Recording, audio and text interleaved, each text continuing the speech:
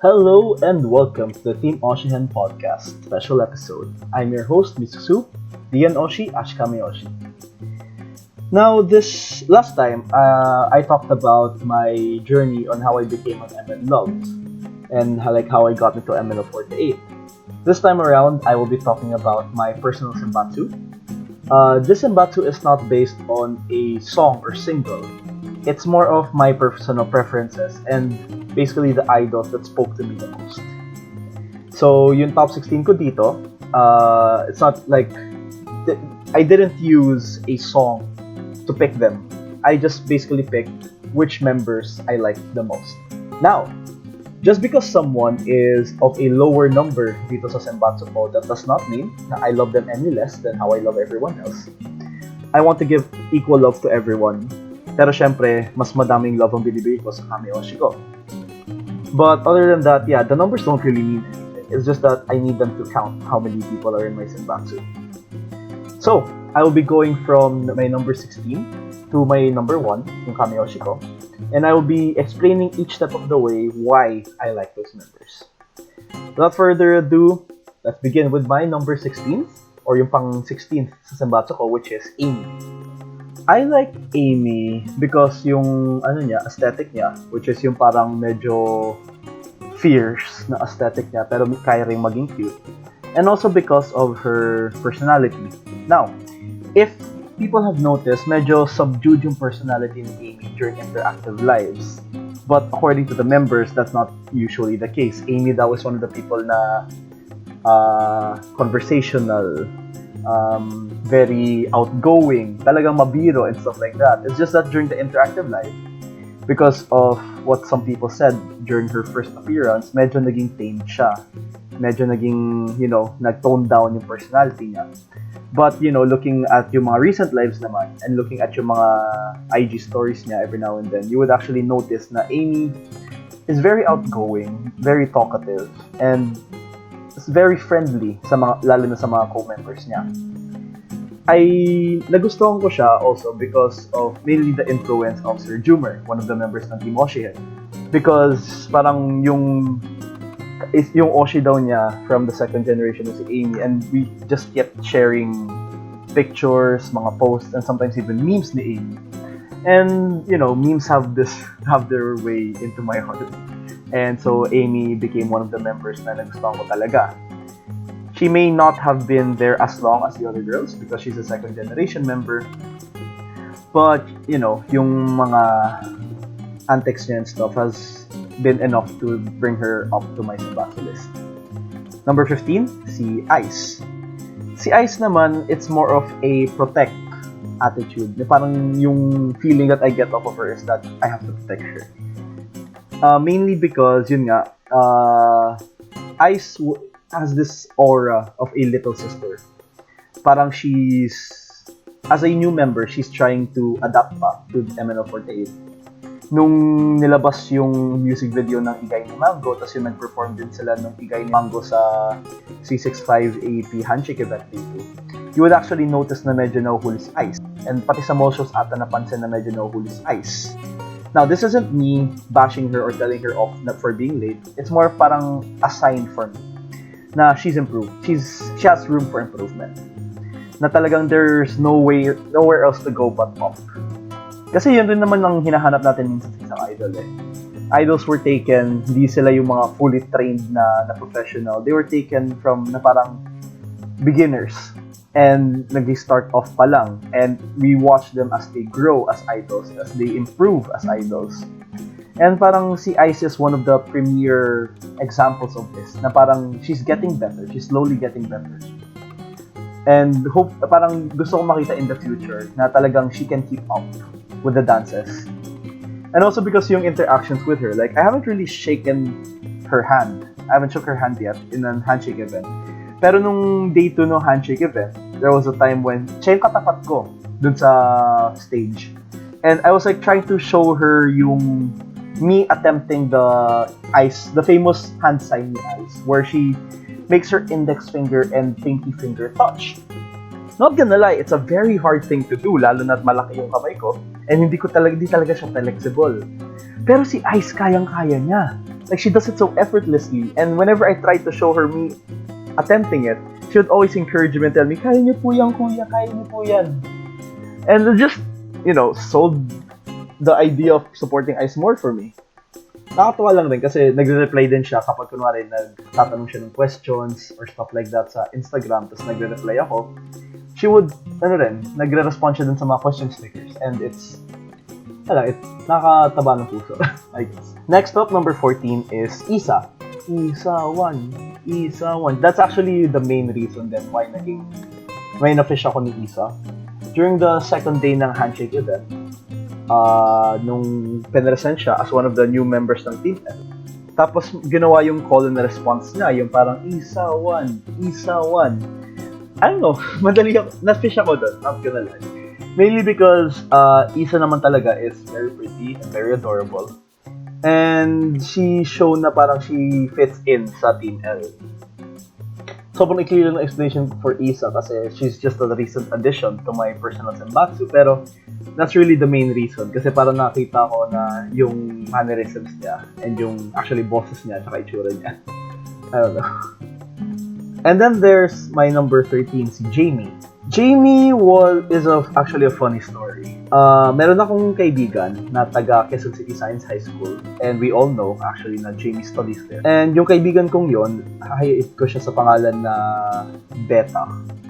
Si Beta, she was telling me about how one of her friends or one of the people she knew sa QSI was applying to become a member of MNL 48. And at the time, sinasabi ko sa kanya na nope, I'm actually not going to be supporting or voting for any of the second-gen members except for some exceptions. And Jamie was not an exception. If I remember correctly, yung sinusuportahan ko na second-gen back then was si Nanay Nut, si Isabel. So I really didn't pay much attention to everyone else.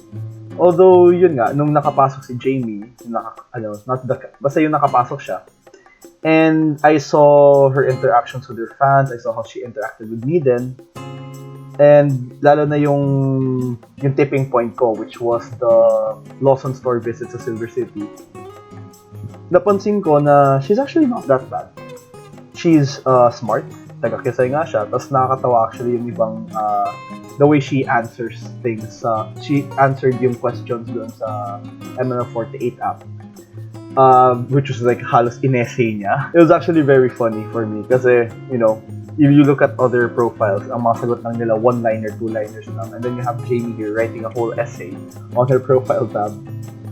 And then natawa rin ako and natuwa ko whenever she checks up on her fans. And whenever, kapag nag-post ka about her, nagme-message ka sa kanya sa IG or you update her on how your day went kasi ginagawa niya minsan, talagang alam mo binabasa niya yung question. Binabasa niya yung mga sagot. Rather, binabasa niya yung mga messages mo, nilalike niya. Like, na after nung Silver City, pinadala ko sa kanya yung mga pictures I took of her and parang nilike niya lahat. She's very, very involved siya with her fans. And I guess that's one of the reasons why medyo na-fish ako. Because of the interactions. Also, she looks good. She looks really good. Like yung mga outfits niya, like yung isang HSE na nagsuot siya nung that dress with the ribbons or yung stars, and just really nakatawa. My number 12 naman is Alisa. Now si Alisa, I think si Idol Ellie yung reason kung bakit nasimulan kong magustuhan si Alisa. Mainly because nakakatawa si Alisa, 4D fan. And talagang she looks really, really pretty. Pag ngumingiti siya, very gummy din yung ngiti niya. Tapos when she interacts with the other members, nakakatawa siya. And I don't know, it's just, you can't help but smile and laugh when you see Alisa.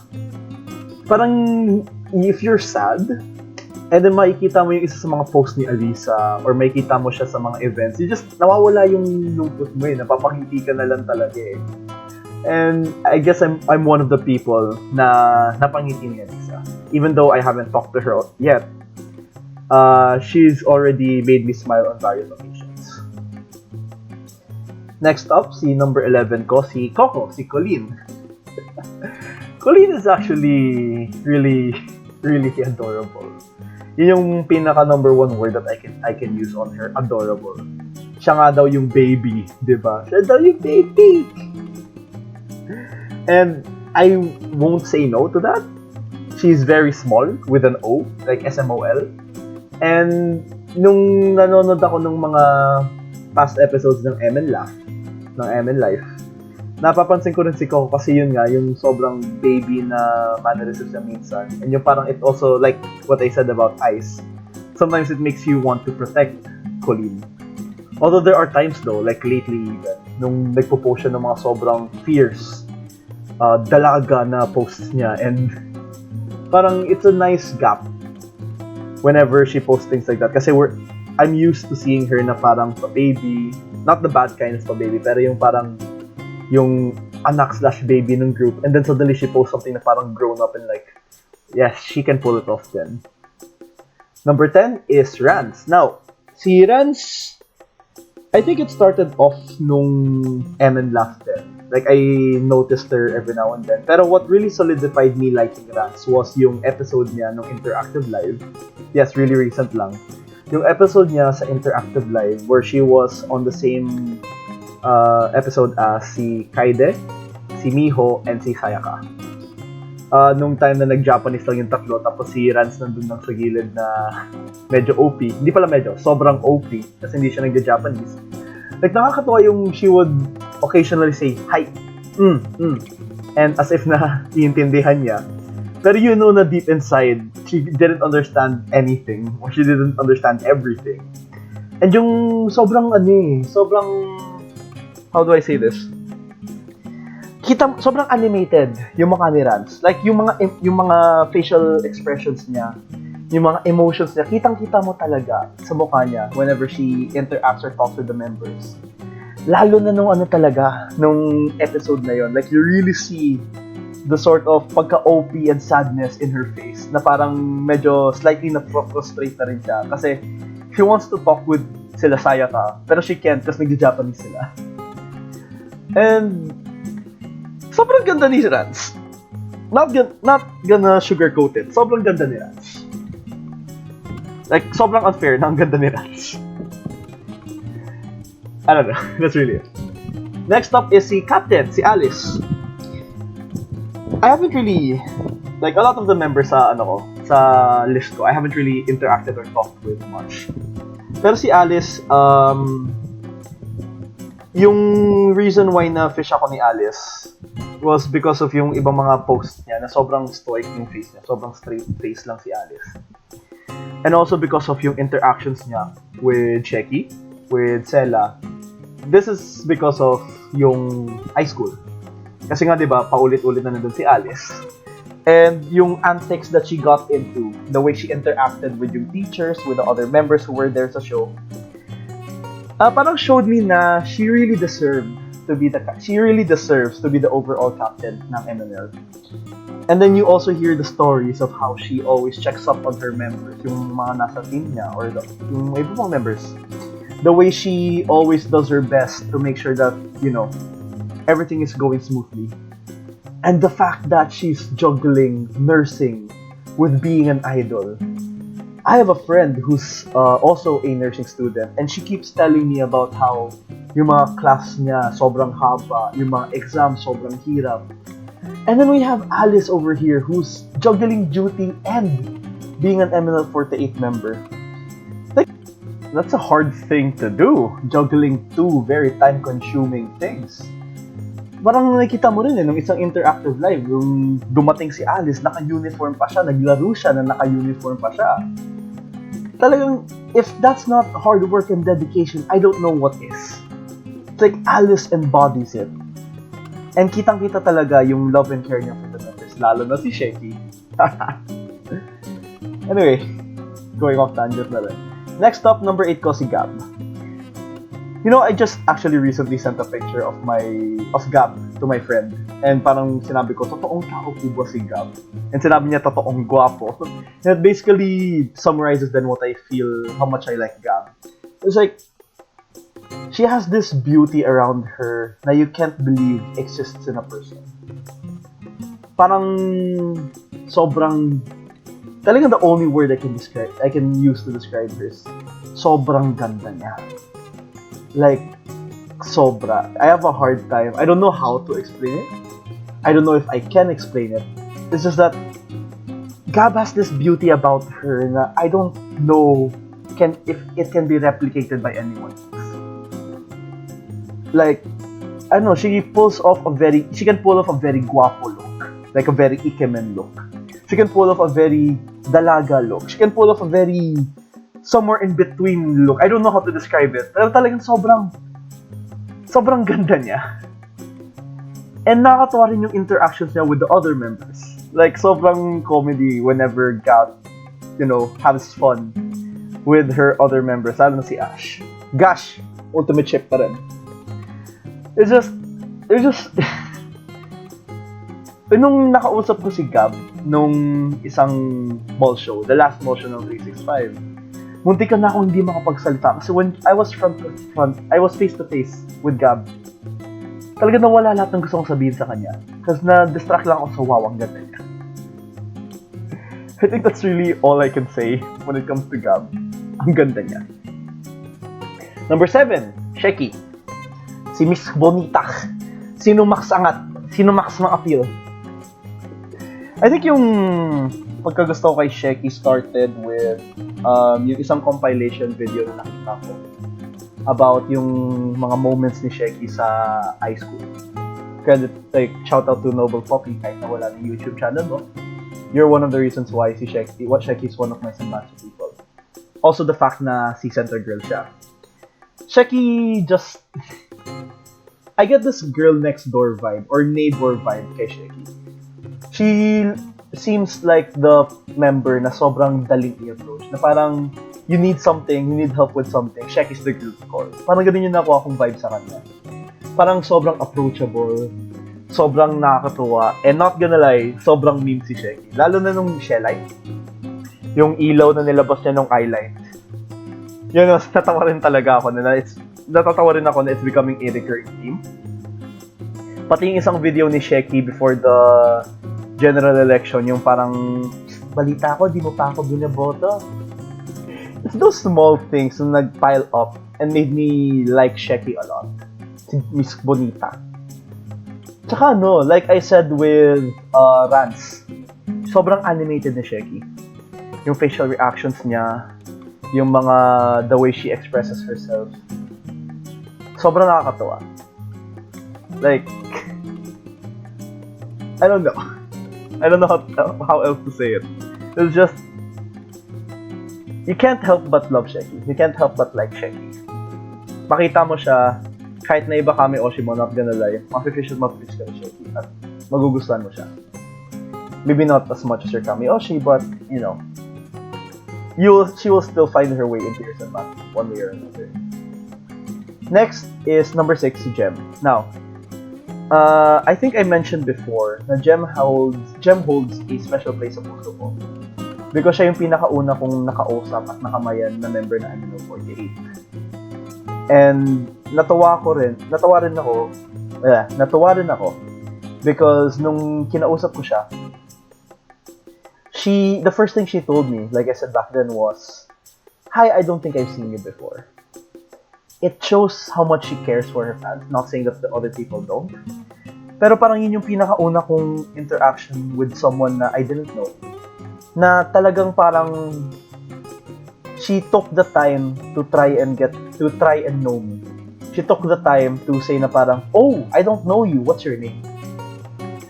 I know everyone does this to the people na first time kumamay sa kanila.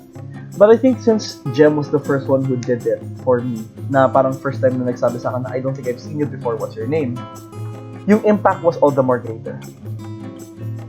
And parang hanggang ngayon, di mawawala na Gem was my first handshake. Until now, I support Gem. Nandun nga ako dun sa happy birthday video for Gem. And talagang, I don't know, she's very... Hindi ko na alam kung ano sasabihin ko, not gonna lie. I should have written a script. Pero ito na pala ako. Also the fact that Jem is enrolled in college right now and pursuing law. Parang si Alice lang. Na law is something na not a joke. And she's juggling going to school, going to college, and going to MNL. All of the girls are hardworking, especially these girls. So parang, this makes me want to support them more. And also yung mga Pika Babe content like, oh my god, Jem, why are you doing this to me? Sobrang cute niya ni Dana. Sobrang ganda niya together. Next up is si Faith. Faith naman, yung story surrounding that is nung first handshake event ko, tulad nga nung sinabi ko, kwento ko rin dati, Faith was one of the other girls na nakilala ko after Ash. Not really nakamayan, but like, nakita ko yung mga photo card na binibenta nila. Nakita ko si Faith and I thought, she's cute. Maganda siya. And then, pinanood ko yung MN Laugh, yung high school, mga ganon, yung mga episodes na nandun si Faith. And napapansin ko na yung mga times na yun nga, na yung pagkakonyo ni Faith minsan, yung mga facial reactions ni Faith. Like yung, minsan nga rin yung parang sobrang blanco yung mukha ni Faith na nakatitig lang siya dun sa board. Can't help but admire and like that. Nakakatuwa lang talaga siya, makita ng ganun. And as I saw her then sa mga interactive live, and nakamayan ko siya for the first time, sobrang meme ni Faith. Not gonna lie. I think that's like one of the words that I'm really gonna use to describe Faith. She sobrang meme. Like nung handshake event, nung day 2 nung 365 ADP, nag-dab ako and she was dabbing with me. And I don't know, it's just nakakatuwa when the members,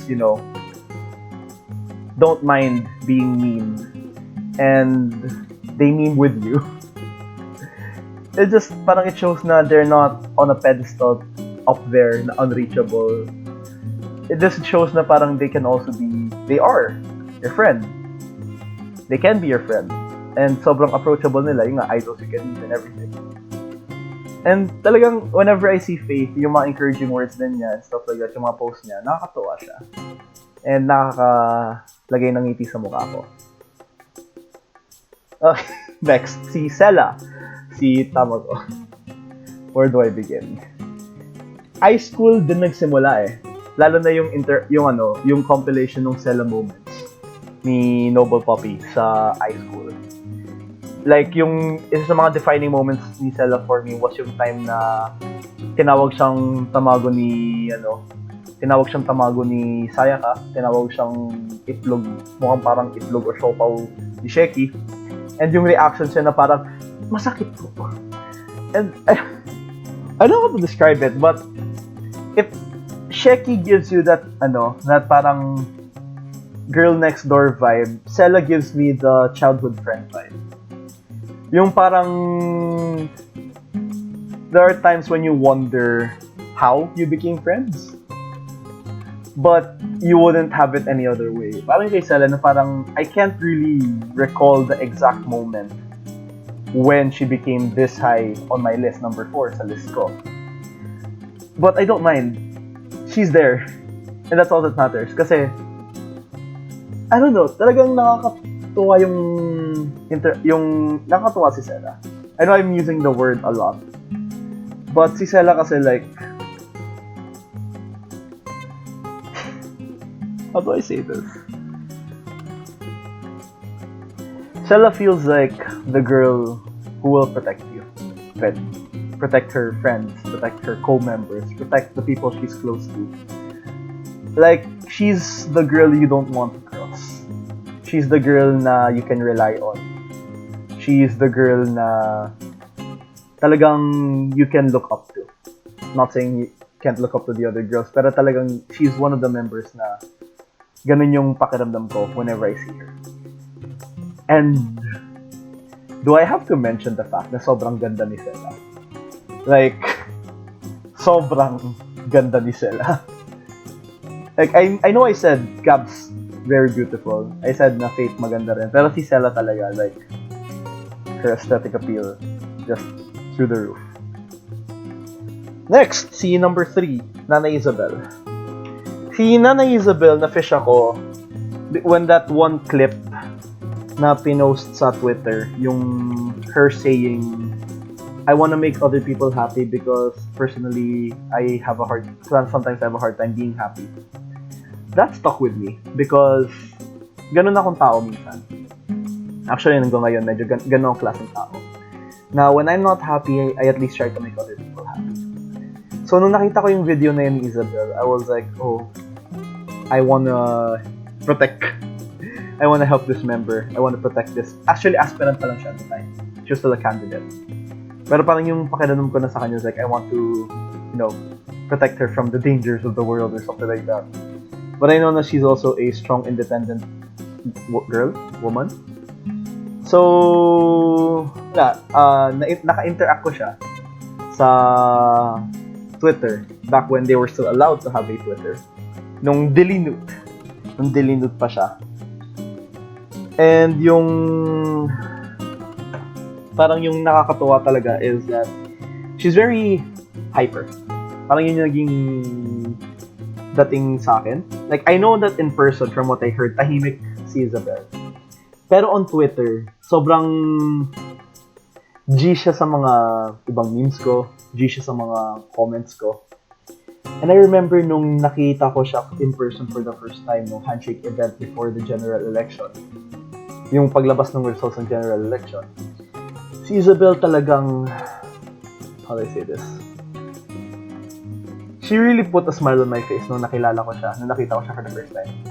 Especially nung, I remember like nag-tweet ako, tinanong ko siya, makikilala kaya ako ni nanay when she sees me? And she goes, sabihin mong ikaw yung sabaw at makikilala kita.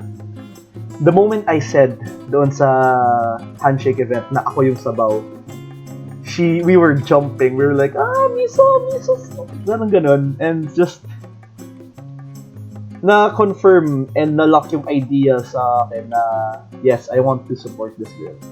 If she gets in, susuportahan ko siya. And she did get in. And I'm a sort of big supporter of Isabel kung hindi halata sa mga memes and posts na ginagawa ko. And nakakatawa din kasi, when I'm interacting with her, like, I got some of her... She posted kasi a picture of yung pasta na kinakain niya, na luto nung mom niya. And I was able to get my hand on the recipes when I asked her for it nung pwede pa silang kausapin. And also from people. And I cooked it. I cooked the recipes and it was really good. And I keep posting about it and she keeps saying na parang, her mom and her, she flattered sila na I would cook the recipe. And I remember nung handshake event na I told her na talagang I love the pasta. And she told me na parang her mom and her mom was flattered na I would cook the recipe. And nung tinanong ako ni Isabel kung cook ako or chef ako, at sinabi ko naman nagluluto ako, she said to me, cook for me sometime. Talagang yung words na yun have this effect of me na parang when someone asks me to cook for them, talagang I will cook for you. It's like a promise na paglulutuan talaga kita. I haven't, of course, fulfilled that promise yet, pero I hope na in the future, kapag, may chance na or pwede na, I'll be able to cook something for Isabel. And sana magustuhan niya niluto ko. My number 2, yung sinasabi ko sa aking intro, si Dian. Kailan ba nagsimula na naging number 2 or parang naging favorite ko si Dian? I guess it started nung yung friend ko, si Vince. He says he's torn between Dian and Prey. And, he keeps, telling me about Dian. Sometimes we would send pictures of Dian to each other. At the time, hindi pa ako fan ni Dian. At the time. Pero I started to notice that, cute girl sa iLive, hindi pa pala iLive, nung MN Laugh. Like, natutuwa ako nung isang episode nung MN Laugh, like, I memed this. Nung tinawag siya ng yung parang, yung boom balloon, one of the questions were, mga pagkain nagsisimula sa A. And you have Dian screaming, Arroz Caldo! It was really funny seeing her go all out for a game. And I remember nung handshake event for 365, yung first day, yung first time na kinamayan ko si Dian talaga. I told her na, Dian, give me a food that starts with letter A. And she was like, ano po? And sabi ko, Arroz Caldo. Ha, galing sa MN Lap yun. I think she didn't remember that bit na. But then she also pulled a gem on me and said that I look cute. Natawa talaga ako doon. Like, girls, malalabo ba mata nyo? Hindi po ako cute. But like, yun. I think doon nagsimula rin yung pag-akyat ni Dian sa Oshi list ko. Like, after nung interaction ko with na ganon, and I watched a lot of the lives, I mean, laugh na dun si Dian. Like, yung time na napakain siya ng wasabi, tapos umiiyak siya habang nakatingin sa camera. Yung mga ibang moments na, yung kapag ini-introduce sila ni #Luke, tapos the camera points at Dian, tapos parang she's smiling, that smile of hers, or nag-ninja sign siya, or mga stuff like that. Those little bits of cuteness and sunshine just built up ng todo until eventually it reached this point na natutuwa ako at mahal ko tong batang to. And I want to support her now a lot. Like a whole lot. And it actually reached the point nga na post ako ng memes about Dian sa Twitter. And people kept saying na nag-Oshihen na daw ako from Ash to Dian. And to that, which I will always reply nga na si Ash ang kami Oshi ko. Always will be. Pero it doesn't change the fact na mahal ko itong bata to, si Dian. Na talagang, whenever I see Dian, parang same effect din with Alisa, but even stronger. Every time I see Dian, I feel like smiling and I feel like being happy. Na parang mag-post lang si Dian ng picture niya sa Facebook or sa Twitter. Ay, di pala Twitter, Facebook or sa Instagram. Na mangumusta lang siya. Mag-post siya ng mga funny antics niya. And it's like, I'm happy. Napapangiti ako. Like, contagious yung ngiti ni Dian. Contagious yung bubbly personality niya. Like, I can't imagine a sad Dian. And that sort of pushes me to not be sad then. Sort of makes me want to always be happy. She has that effect on me. And there's also the effect nga na parang, yun nga, you can't be sad around Dian. Mahirap maging malungkot when you're around that bubbling ball of energy and smiles. And oh my god, I'm actually sort of tearing up right now.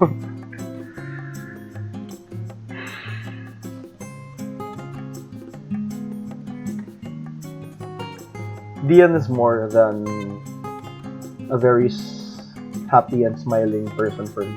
Dian is talagang I can't help but smile whenever I see Dian. Now, before I go to my Kame-Oshi, I'll just put in some special mention dito. Specifically si Sayaka. Special mention Sayaka. Not gonna lie, she's actually on my Senbatsu list. I used AKB sort to talagang realize who my Senbatsu list is. Sayaka is actually in my list. But I wanted to keep the list to members that are currently in MNO48. Sayaka's graduation was a very sad moment for everyone. But like Sayaka herself said, smile please. For me, please. She will always be our happy pill. And like, somewhat like Dian then, Sayaka, whenever she posts, I can't help but smile. She has that very contagious smile that I'll gladly support whatever side is doing right now.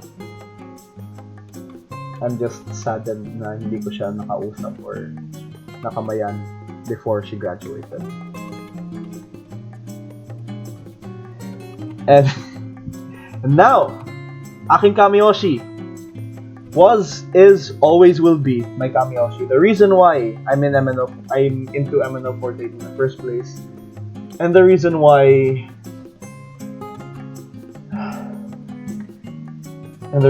I stay. Si Ashley Cloud Garcia, my Kamiyoshi. Like I mentioned before, one of the main reasons why na-fish ako ni Ash dati was because of the fact that she was part of the J-pop community. Na she knew what she was doing, she knew what she was getting into when she wanted to become an idol. And also because like yung name niya was one of the things that caught my attention. Ashley Cloud Garcia. Cloud. And named pa after Cloud Strife. Like, where do you find that? Where do you see those things? Ash is very lovable. Like yung ibang members that I talked about, like sila Alice, sila Jem. Ash was in college when she got into MNO48. She juggled her studies, being a member, and she was able to graduate nung second day ng 365 araw ng Aeroplanong Papel Handshake event. She wore her toga during the event, and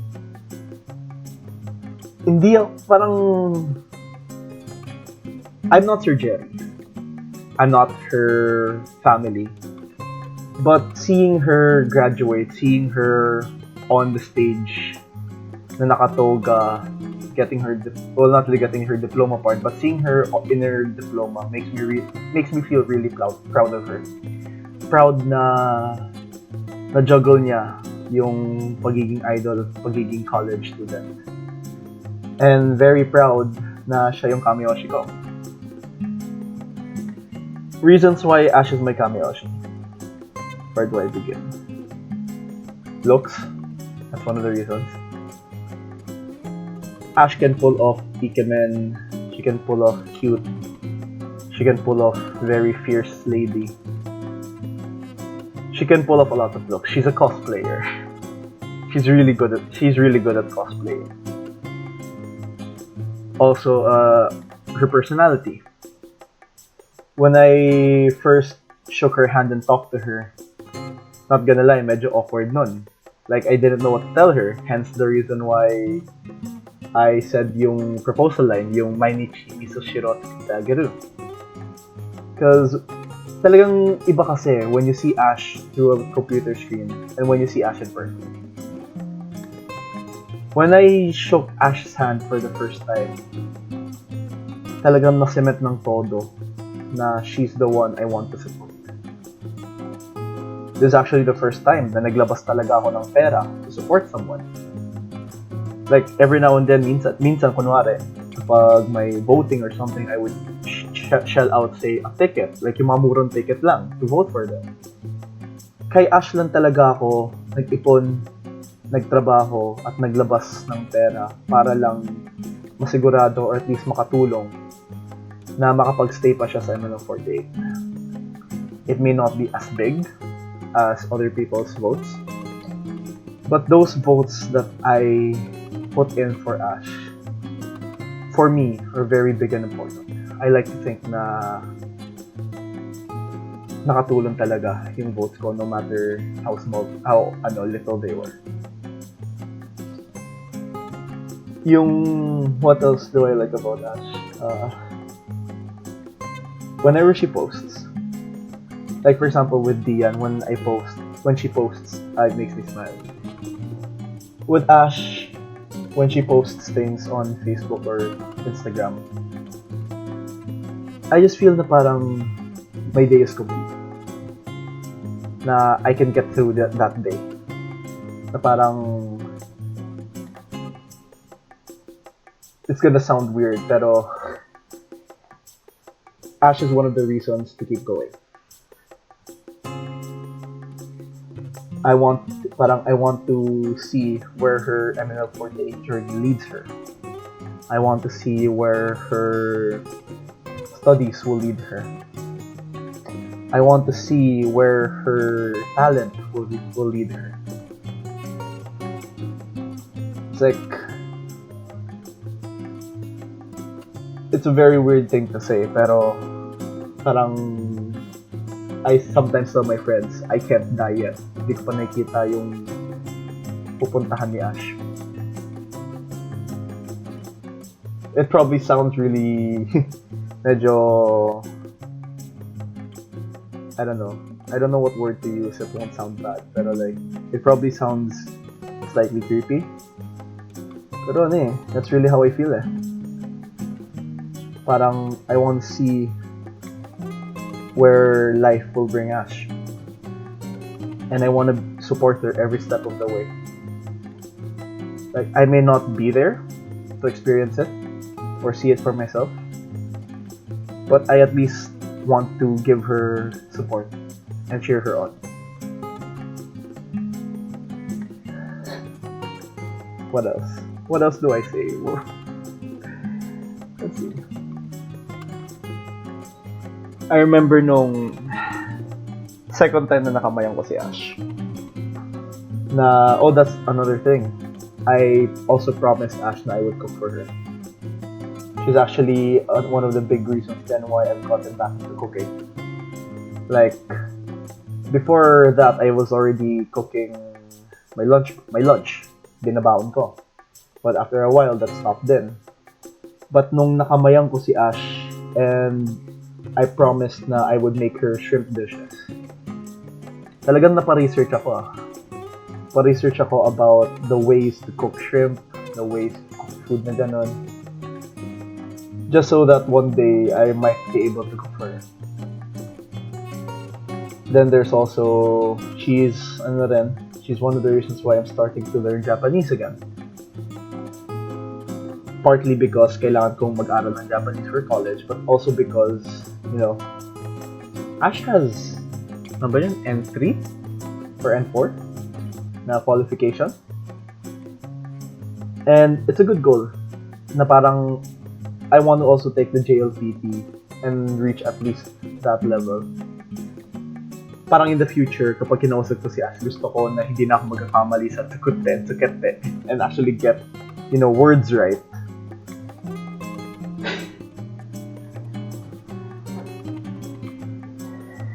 Ito actually, fun story na I haven't really told a lot of people. Natawa lang ako. There was a time na pina-exam kami and parang tinanong kami we were asked to write a letter to our crush ko no. And kapag ramdam daw ni sir yung emotions, di bibigyan niya kami ng plus 5% sa exam. And ako naman, wala akong kilala sa class. Sabi ni sir, may bonus kapag may pangalan. I wrote about Ash. I wrote about all of the things na I found to be the reasons, parang yung reasons why I support her. The reasons why she's such a great girl. The reasons why sobrang tindi ng pagka-support ko for her. Her hard work, her talent, everything. And like, I got me that 5%. So parang there's just so much that I love about Ash. There's just so much that I like about her. Na not gonna lie, if I had not talked about my senbatsu, I'm already at this. If I hadn't talked about my senbatsu list, I could actually talk for the same amount of time probably about Ash. Because she's just such an amazing girl. She's such an amazing person. Na I really can't see myself having anyone else as my Kamiyoshi. Na probably if someone else had caught my attention back then, and then nakilala ko si Ash, Ash would be the person I would Oshihen to. Ash would be the only person that could make me change Kamiyoshis. ganun katindi yung parang support at pagmamahal ko for Ash. Na talagang she's the reason why I'll stay sa MNL. And once she graduates from MNL, I'll probably be graduating alongside her. Na the moment Ash announces her graduation and actually graduates, I will probably stop being the Miso soup of the MN loves and just go back to, being a normal person and supporting Ash in whatever endeavor she chooses to go to. There's really no one else sa group that makes me feel this way other than Ash. Ash, if you're listening to this, never ako mag-Oshi. You will always be my Kami-Oshi. No matter what happens. If everyone decides to go against you, I'll be one of the people who will be behind you. Who will be fighting alongside you.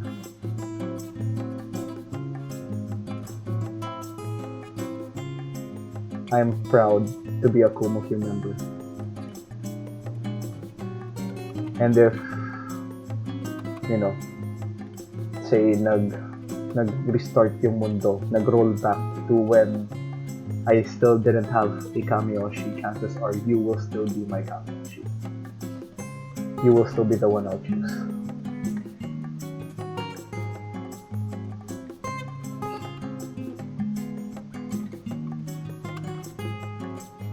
Like I say on Twitter, you, Ash, was, is, and always will be my Kami-Oshi. Wow, that got emotional! Anyway, sige, mag-recap na tayo because this is actually the longest recording I've ever done on my own. Let's start with number 16 ko, si Amy. Next, si Ice. Then si Isa, Jamie, si Alisa, si Coco, si Rance, Alice, Gab, Sheki, Jem, Faith, Sella, Isabel, Dion, and Ash. And I think that about wraps up my personal Senbatsu. Look forward to the other personal Senbatsus ng ibang Team Oshihen members. And thank you for listening. Thank you for slogging through this very long episode with me. Once again, I am Miso Soup, Dian Oshi, Ash Kami-Oshi, Parating Sabaw. Thank you for listening.